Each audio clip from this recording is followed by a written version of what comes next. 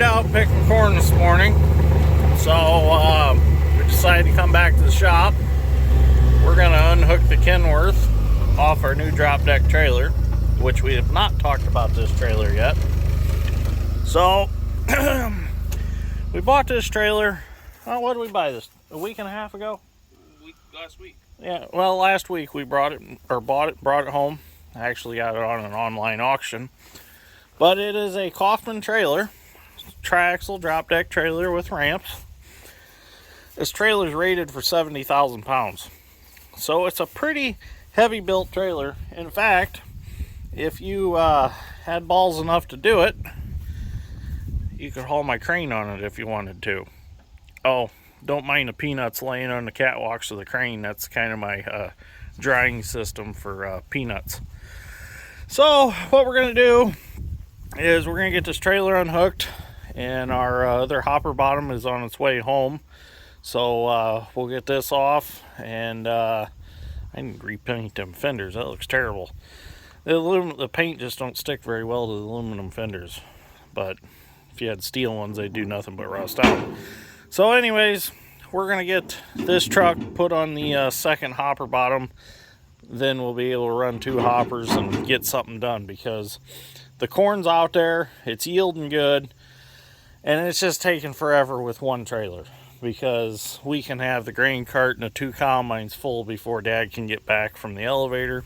So this way, once we get them full, we can dump, and then I can take off with the second truck, and Dad's strength can stay out in the field, and he can keep picking and fill everything up until we get back. So let's get this trailer unhooked, get the hopper bottom hooked up, and then maybe if it stops raining right now, cross your fingers and pray that it quits raining right now, and this afternoon we can go back to picking some more corn. If it doesn't, we'll find something else to do today to make a video. So stay tuned, we'll see what happens. You know, something exciting always happens around here, don't it? Mm-hmm. So we're not really sure the history of this trailer and what it done. We don't know why it's got this rack on the front exactly. So my thoughts are, and we've thought about this, maybe they had something that they sat up there, like bunks of pipe or something, who knows. But we're going to cut all this off, and we're actually going to make, I don't know if we're going to make this a little less drastic of an angle, but the idea is we want to be able to set the Bobcat up there and put little Dick on the trailer, and possibly the dozer if we can get it on there, and haul three pieces at one time, or just haul two at a time. So this gives us more options, and it's better than using a gooseneck behind a pickup all the time. So the only other thing is the ramps are a little bit heavy to flip up and down all the time. They've got some pretty good springs on them, but we were thinking about doing some kind of either air assist lift on them, or something with some hydraulic cylinders to pick them up. I mean, we got wet kits on all the trucks, so we could run hydraulic to it and be able to flip them up. I know Talbert makes a tag trailer now, I seen, that's actually got an air button on the side you just push, and it's got brake chambers that actually push the ramps up, and they seem to work real good from the videos I've watched, but we'll figure something out. We always do. So anyways, we're gonna get this unhooked. Well, we're back at it. Still no second trailer though. They called and asked if they could use it for the rest of the day, which I said, yeah, that's all right. So they're trying to get the field finished up. So don't go ahead and just use it and bring it back in the morning. So they said if they got a chance to bring it back before the end of the day, they'd get it back. If not, it'd be back tomorrow. So hopefully it ends up back tomorrow. But while we were waiting for it to dry off, we did manage to get the tires changed for the Alice Chalmers pull type combine. So we're one step farther with that project, so that's a good thing. So we're going to try to get the rest of this 36-acre field picked off here at my grandpa's place and get it hauled in yet today. And then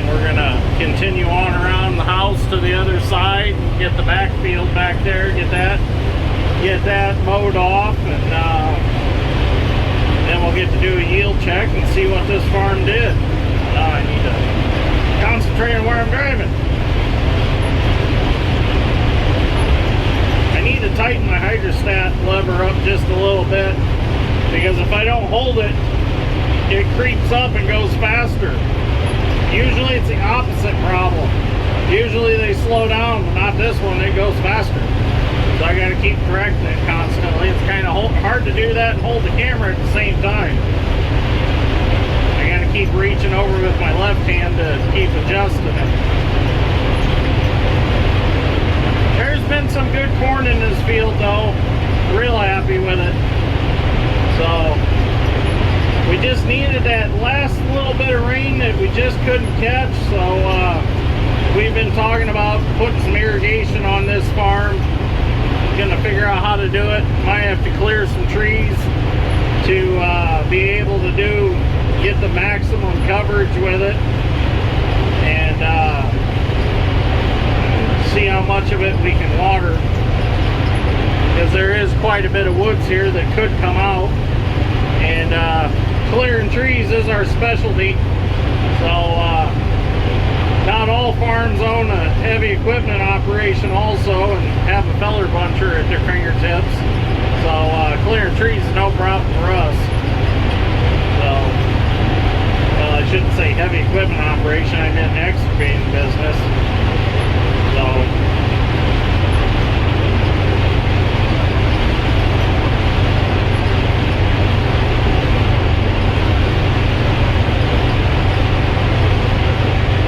we'll get a little video later on.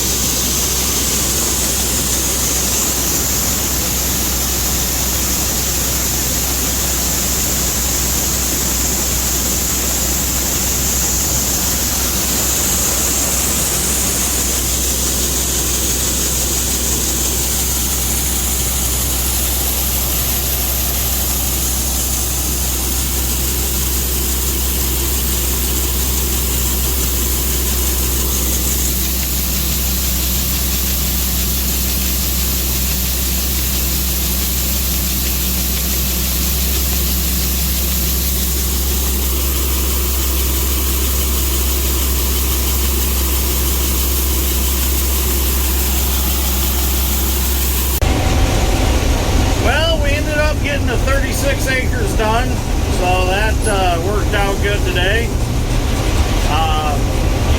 No more rain. It's been staying fairly dry, but it's still a little bit tough, so we're running a little bit slower.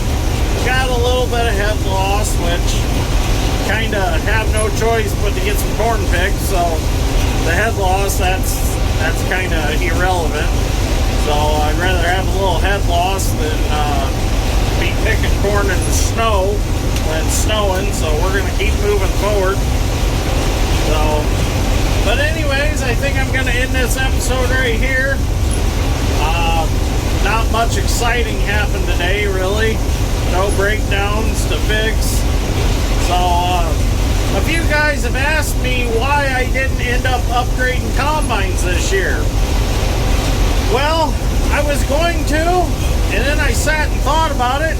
I'm like, well, upgrading combines would probably be shooting myself in the foot, because this old L2 is so popular on YouTube that I hate to get rid of the old girl. So I decided, well, I'm just going to kind of stick with the L2. Oh, there goes Sausage with the Jeep, bringing us something to eat. So anyways, getting back to my story. So I thought, well, I'm just going to stick with the old L2. Just see how far and how long we can run it. So she's got a lot of life left in her. There was no reason to, I guess, upgrade, because, you know, the return on investment on this old girl is just too attractive. You know, I only got $1,500 in the combine when I bought it. Of course, I've done a lot of maintenance on it and changed the rattle chains. I did the unloading auger, but I still, the combine really owes me nothing. So each harvest that I can go through with it, it's just more return on the investment. So might as well keep running it. And I enjoy running it too. You know, last year I demoed that newer, was it S68? And honestly, I enjoy running this one just as much as I enjoyed running that newer one. So I'm like, you know, what's the point of upgrading if this works just fine? So the only thing I'm gonna do is I'm gonna snug this hydrostat up a little bit. That's kind of annoying trying to keep that at a certain speed. It keeps speeding up on me. So anyways, there's a little story on why I didn't upgrade combines. And really, I couldn't find anything anyways to upgrade to. Just nothing popped up for sale when I was looking. So I was already in the process of fixing what needed fixed on this one when I did find an L3. But I thought, you know what, we're just going to stick with the old L2. And I think if I'm going to upgrade combines to something newer, I think I'm going to go with a red one. So probably a 2388, somewhere in there. Or I've been considering another like a 1680 or a 1688. So we'll see if that one of them pops up. I really don't want to go super new. I like the older ones too much. I just enjoy running them, and they're a hit on the YouTube. So we're just gonna stay with the older machines.